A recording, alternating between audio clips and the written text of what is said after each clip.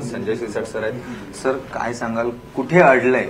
4 दिवस झालेले आहेत निकाल लागून, महायुतीला घवघवीत यश मिळालेले, कुठे अडले?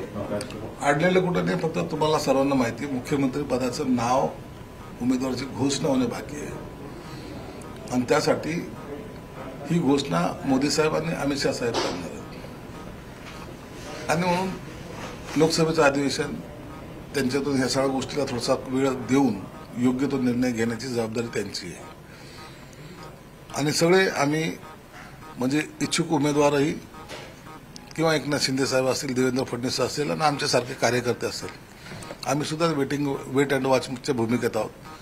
जेव्हा तिकडून ते सांगतील त्या टायमाला महाराष्ट्राचा मुख्यमंत्री हा विराजमान झालेला आपल्याला पाहायला मिळेल.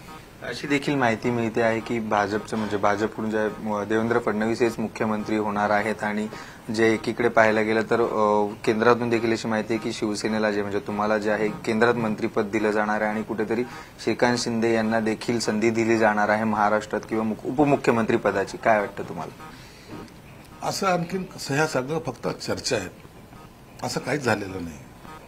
वस्तुस्थिती ही आहे, या सगळ्या फक्त माध्यमाच्या बातम्या चाललेल्या आहेत, सूत्राकडून मिळालेल्या माहिती आहेत. या अशी ना कोणी ऑफर दिलेली नाही, ना त्याच्यावर चर्चाही झालेली नाही. देवेंद्र फडणवीसचं नाव सकाळी चालवलं, दुपारी एकनाथ शिंदे साहेबांचं नाव, संध्याकाळी देवेंद्र फडणवीसचं नाव, हे सर्वच याच पद्धतीने बातम्या चाललेल्या आहेत. परंतु याच्यात कोणतंही प्रमाण नाही किंवा हे तथ्य पण नाही. आम्हाला कोणताही नाव आलं तरी आम्ही आमचा त्यांना पाठिंबा असणार आहे आणि महायुतीचा मुख्यमंत्री होतो हाच आम्हाला एक आनंद आहे. म्हणून ज्या दिवशी ते नाव डिक्लेअर होईल त्या टायमाला आम्ही सर्वजण मिळून शिवसेना, भाजप, राष्ट्रवादी आम्ही दिवाळी साजरी करणार आहोत. व्हिडिओ जर्नलिस्ट रमेश भट सह श्रीकृष्णावटी, न्यूज 18 लोकमत, मुंबई.